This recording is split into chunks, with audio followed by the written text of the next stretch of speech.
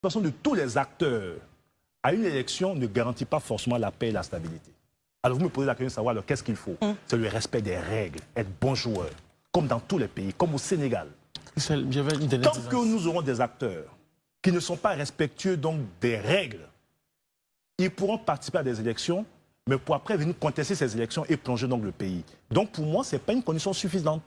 Ce qu'il faut aujourd'hui, c'est que les acteurs politiques ivoiriens gagnent en maturité. Très bien. Dernière relance avant le dernier point avant le journal. On parle de peur. Parlant de peur, je sais que sur les médias internationaux, j'ai entendu M. Tidjane Thiam dire qu'il est menacé en Côte d'Ivoire. Sûrement menacé par votre pouvoir, dont vous êtes le porte-parole adjoint. Donc, est-ce que ce n'est pas une façon aussi de faire en sorte que certaines personnes ne participent pas au processus électoral? Qu'il arrête de se faire peur. D'abord, en tant que président du PDCI, lorsque ces équipes ont écrit au chef de l'État pour demander des forces de sécurité pour assurer sa sécurité, cela lui a été accordé. Et donc, je vais dire, on ne peut pas en même temps vouloir vous menacer. On avait-il le droit d'en avoir? Je dis, on ne peut pas... On n'aura pas de relance, Daouda. On ne peut pas en même temps vouloir du mal, vous menacer et vous donner des éléments pour assurer votre sécurité. Donc ça, c'est le premier élément. Le second élément, Daouda, nous tous, on est menacés. Moi, je reçois des messages tous les jours, etc. J'espère que vous-même, après vos prises de position, par les partisans donc, de l'opposition, on avait votre consoeur de... et j'étais choqué de... France 24. France 24. Ma camarade. Toutes les menaces, etc., venant de l'opposition, etc. Le 6 va devenir 9, match retour, etc. Mais comme nous sommes dans un état de droit, si vous faites l'objet de menaces, vous avez les institutions en charge de donc, gérer cette question. Donc, vous avez la possibilité de saisir le procureur, de saisir donc, la justice, de saisir la gendarmerie, etc. En réalité, on fuit ses responsabilités. Très bien. Voilà. Si vous avez abandonné vos militants, vous avez abandonné vos militants à leur sort. C'est tout. Très bien. Alors, messieurs, on a un dernier point avant le journal. C'est donc la candidature du président Alassane Ouattara, souhaitée par les militants de votre parti politique, mais décriée et mal vue par l'opposition. Commençons avec vous, Élisée Bolobe. Monsieur Touré Mamadou, on a besoin de vous poser la question de savoir si Alassane Ouattara est votre candidat, parce qu'à longueur de journée, tous les cas du RHDP, vous-même en premier, mais bien sûr, ne faites que le chanter. Moi, je vais vous poser une question pragmatique. Est-ce que vous ne pensez pas intimement, votre foi intérieure, que c'est un aveu d'échec aujourd'hui de proclamer partout qu'Alassane Ouattara reste votre seul ou même votre candidat, ce d'autant plus que ça fait 15 ans qu'il dirige le pays et à 82 ans bientôt. Vous ne pensez pas qu'il mérite d'aller au repos et que vous, en tant que militant du RHDP, vous, en tant que cadre du RHDP, devrez promouvoir quelqu'un? Est-ce que ce n'est pas le signe caché d'un manque de cohésion au sein du RHDP donc cette cohésion-là serait garantie par Alassane Ouattara. Au cas où il ne serait pas là, on n'aurait plus de RHDP. Il va réagir? Vous me posez une question directe, je vais vous poser une question et vous me promettez de me répondre en toute franchise. Est-ce que vous pensez que ces 5 dernières années, le leadership du président Ouattara permet de faire avancer le pays ou pas? C'est pas sûr qu'il réponde à la question. Est-ce que vous, objectivement, en tant qu'observateur, est-ce que vous pensez que la Côte d'Ivoire avance avec Alassane Ouattara? Je vais regarder juste les standards au niveau international. Je peux dire que le président Ouattara a un leadership avéré. D'accord. Mais est-ce que vous pensez que Alassane Ouattara a encore du ressort et que, quand vous le voyez, on l'a vu aussi au forum, on l'a vu au prix Félix Faubonnier, etc., est-ce que vous pensez qu'il a encore du ressort Élisée, remontez la question, s'il vous plaît. Non, c'est mieux que vous répondiez pour gagner en temps. Il va répondre. D'abord, le choix des candidats des partis politiques relève de la décision souveraine des partis politiques. Je suis d'accord avec vous, monsieur le ministre.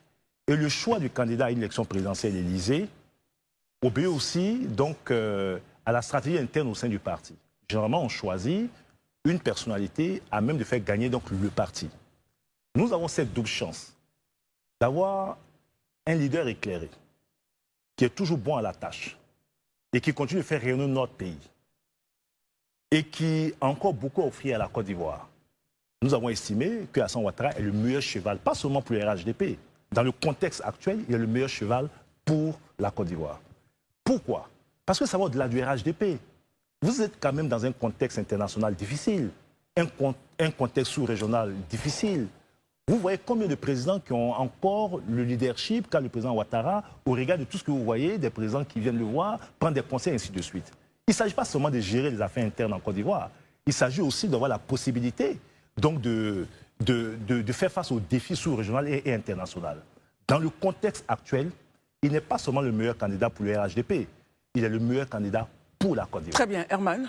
Ma question, pendant que, apparemment, au RHDP, la seule alternative possible, c'est le président Alassane Ouattara comme candidat, certains cadres du RHDP souhaitent que, parce que les autres partis politiques de l'opposition seraient en panne de candidats, le conseil de choisir des plans B, plans C, D et autres.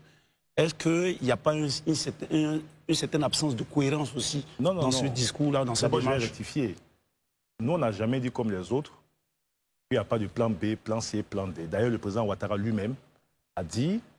Il y a une demi-douzaine. Il désirait donc de continuer à servir son pays parce qu'il en a la capacité. Ça n'empêche que c'est lui qui va Mais pour un il quatrième a une mandat. demi-douzaine. Ça veut dire que nous avons des ressorts en interne. D'ailleurs, rappelez-vous qu'en 2020, notre plan A, c'était Amadou Gon Coulibaly. Et donc, quand, malheureusement, il y a eu le décès d'Amadou Gon Coulibaly, le président Ouattara a été choisi par le parti. Nous, on n'a jamais demandé aux autres partis de choisir un plan B. Hein. À la limite, je peux vous dire, sans langue de Vous bois. avez des cadres qui suggèrent souvent dans le discours. Je dis, ce n'est même pas notre problème. C'est-à-dire que s'ils ne choisissent pas de plan B, ils auront privé leurs partisans de participer peut-être à une élection présidentielle, ce qui serait aussi injuste. Mais il revient à chaque parti de s'organiser. Très bien. Voilà, il revient à chaque parti de s'organiser. Nous, on n'agit pas en fonction d'eux.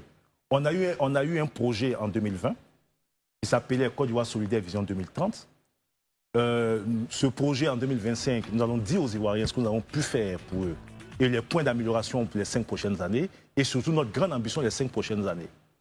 Et nous allons nous soumettre donc au verdict des Ivoiriens. Très bien, on a donc, une minute. Notre cible, ce n'est pas eux, ce sont les Ivoiriens. On termine avec Daouda, monsieur le ministre. Très La première rapidement, partie, mais malheureusement, Daouda. avec toute permission, j'ai revenu sur une question à laquelle vous n'avez pas répondu. Allez-y. Laquelle? La question était la suivante. Il y avait tellement de questions Oui, je que sais. bon, ça a pu m'échapper. Oui, Allez-y. sûrement.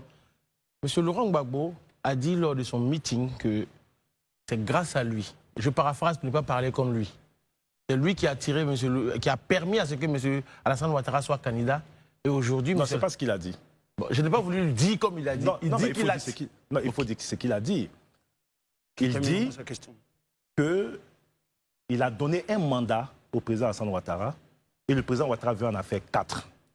Mais il a sorti de la mort et aujourd'hui, c'est ce dernier qui veut l'amener à la mort. Je dis, il a dit qu'il a donné un mandat au président Oui, Ouattara. bien entendu, oui, et que ça, le il a président dit. veut en faire. Mais Daouda, vous êtes tous des observateurs de la vie politique ivoirienne. Est-ce que c'est Laurent Gbagbo qui a permis à Alassane Ouattara d'être président de la République? Article Non, on 48. vous écoute. Est-ce que c'est Laurent Gbagbo qui a donné un mandat à Alassane Ouattara? Je dois rappeler peut-être pour les plus jeunes, en 2010, il y a eu un processus électoral.